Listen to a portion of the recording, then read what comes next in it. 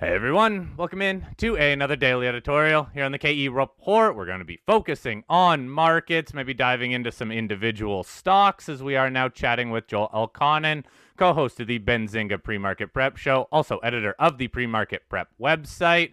Joel, big picture here, the markets continue to be relatively strong, even though we're seeing weak economic data. That seems to transfer over to slightly stronger markets, and yes, still very narrow breadth, but just look at how the S&P and NASDAQ have started the third quarter. They're going straight up to all-time highs and touching all-time highs on a pretty regular basis just in the last couple trading days. Joel, what's your takeaway from the start of Q3, which seems to be in a positive sense for the big averages?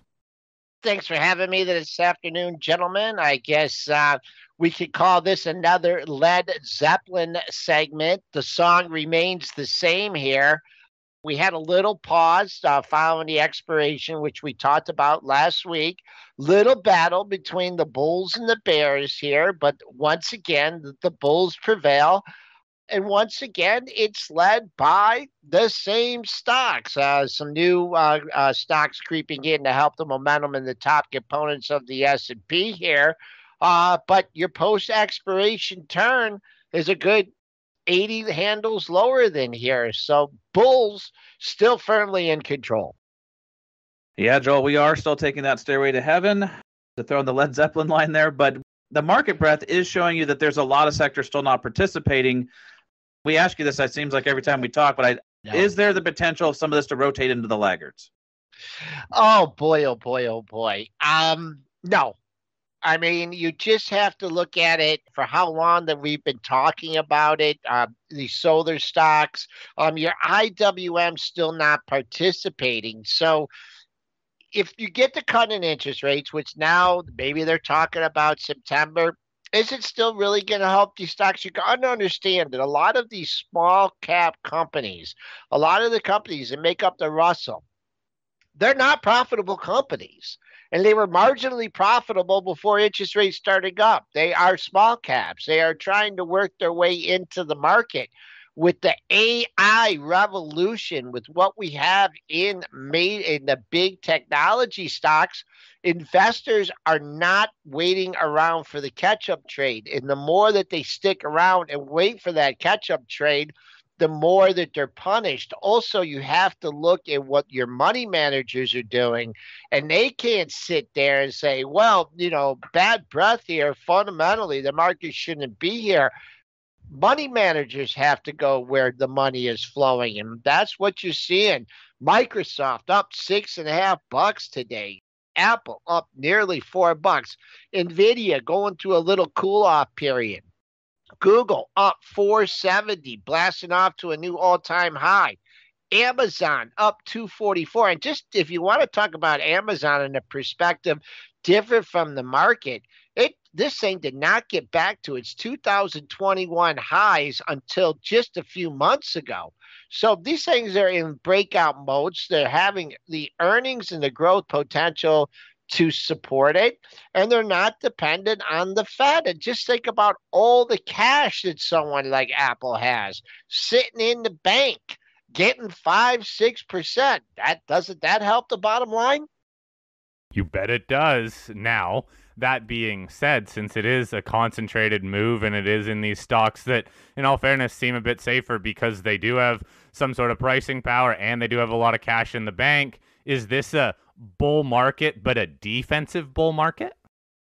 I think you could, and you never thought that you'd say that in the same breath that these stocks, these high-flying technology stocks, are actually defensive stocks.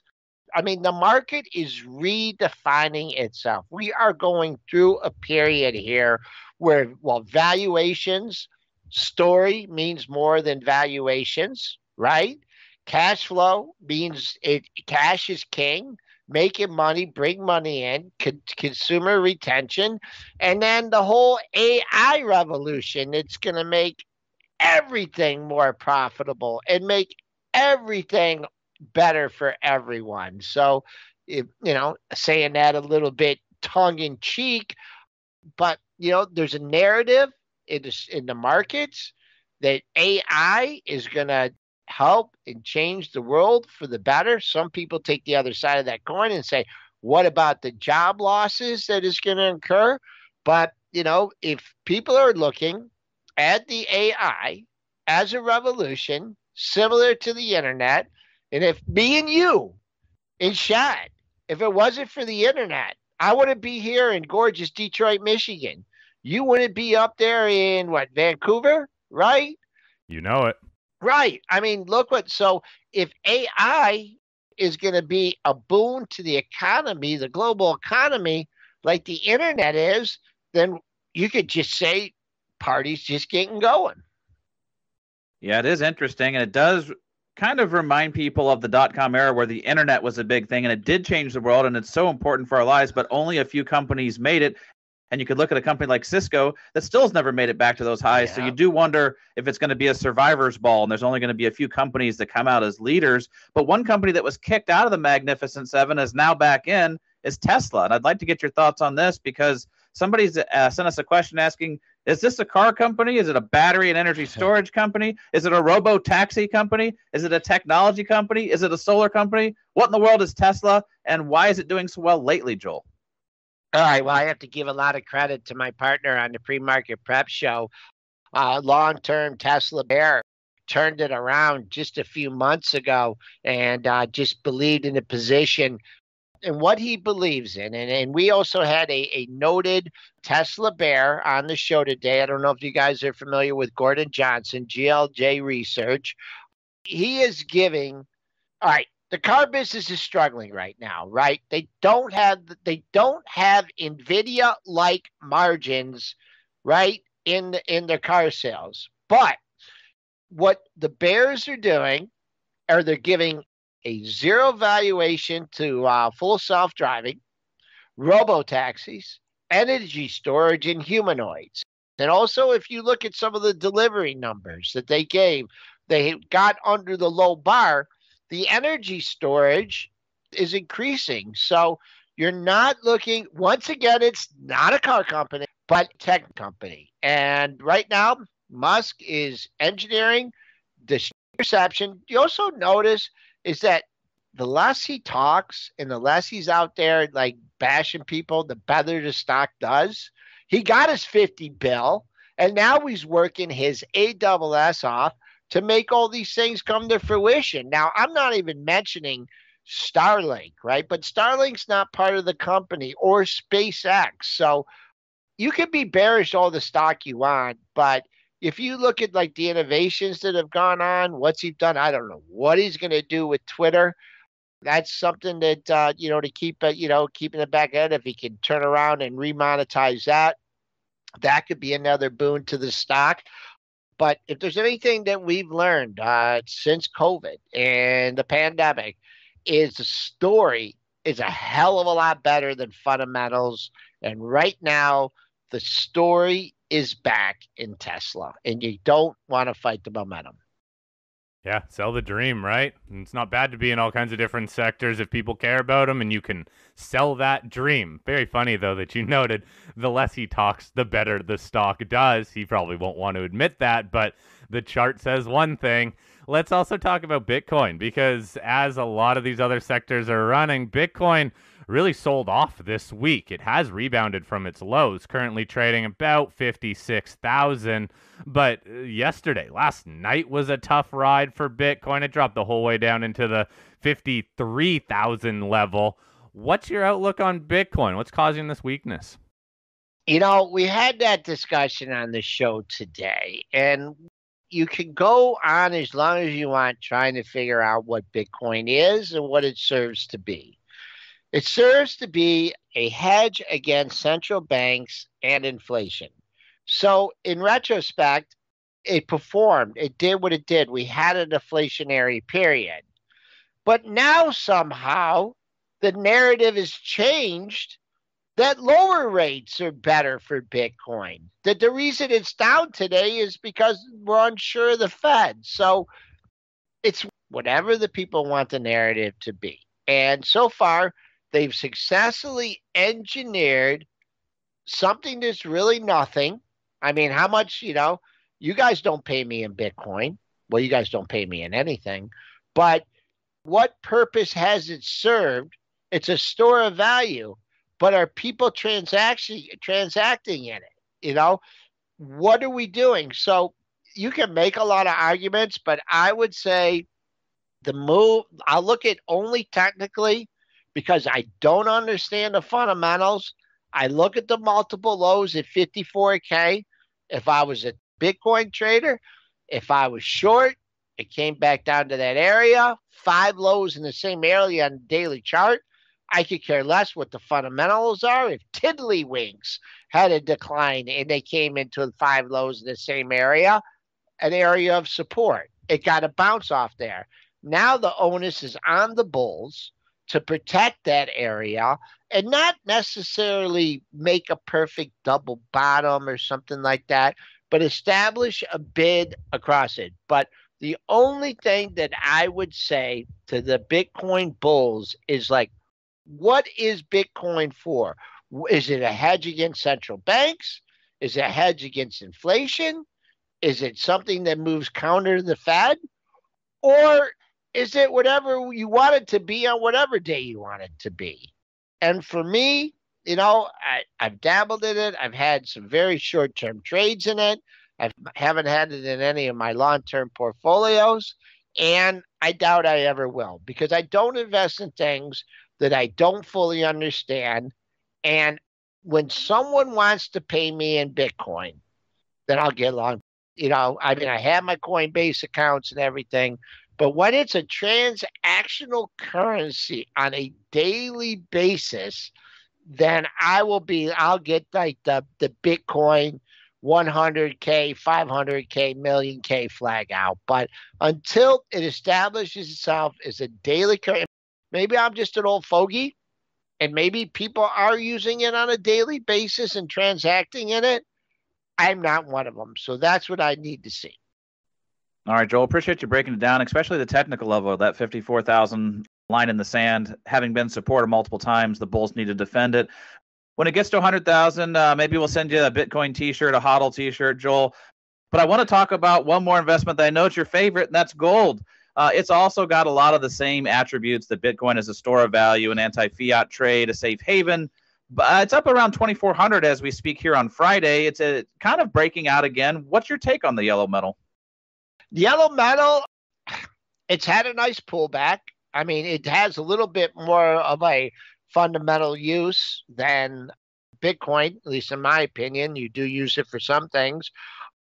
Very nice bounce off 2,300. Build its little base there, and now I'll give you what it went to. I see a couple tops over here, 2,400. So expect a little pause here, perhaps. But then once again, when you have a big update like this, it's not so much where the low of the day is today or where the low of the day was yesterday. It's are the bulls, are the bit longer term traders willing to build a base like you did at the 2330 level. So I'm looking at building a base here well above yesterday's low, pushing into the 24 handle. And from a retracement perspective, boom, it should be pretty easy. You've had about 180 point move. So you take, half of that. It's already taken back half of it. That's right around 2,400. What you need is not 2,400 to be resistance, but building a base under 2,400, 2,370 or 2,380, and then launching. So still, as long as I've been on this show, and I think I took my original gold position because I just wanted something to hold on to, was during March of 2020, during COVID. I still have the position. You guys heard me complain about it going up and going down. But right now, still full position in gold, and probably give it to my girls. Let them figure out what to do with it. Oh, that's awfully nice of you, Joel. Maybe when we send you that Bitcoin stuff, you send us some of your gold. What do you think about that trade? Any significance, Joel, of the moves that we are seeing to kick off the third quarter or the second half of this year? Just general time frame purposes? Man, I mean, it's time frame or expiration. You've had the post-expiration high. You are, continuation high. When there's no resistance, I think, and I think what you're trying to get out of me is something that perhaps a turn in the market or something negative. And the only thing I can say right now, the thing that, like, someone came to me and said, if there's one thing you're worried about, I would say it's this move in crude from 72 to 84. But is that going to be factored in the next month's CPI or the following month's CPI? So for all the bulls out there that are looking for lower rates, I would turn to the oil market because that has a lot of ancillary effects on other stocks. I mean, if you're long Southwest Airlines or you're long Delta Airlines, Delta down a stick today, Love down over $1.40, even with the big activist in here. If you're looking for a fly in the ointment here, I would look at some of these travel and leisure stocks. What's the consumer doing? And I think crude oil not only having an impact on those stocks, it has an impact on restaurants. It has an impact on consumers as far as their disposable income. So if I had to find something bearish in a day with the market making new all-time highs, just a point away from it, I would say keep an eye on the inflation numbers for this month and next month, and then see if the Fed has really completed their task and is willing to let things ride out, not cut before they really need to cut, but still be able to avoid a recession. That's the big question, isn't it? And yes, we're still data dependent. Just interesting to see these underlying market moves and even that concept of a bull market that's defensive in nature. Very interesting, Joel, and it really goes back to there is no alternative. Well, there is an alternative, but if rates start coming down, well, then maybe people will go into those high-flying stocks even more. Maybe it'll rotate into other sectors. Who knows? Always fun to talk about, though. Joel, thank you so much for your time. Really appreciate you spending some time with us on this really chopped up trading week, but there's a lot to talk about. I hope you have a great weekend, Joel. Thank you. All right. Thank you, gentlemen.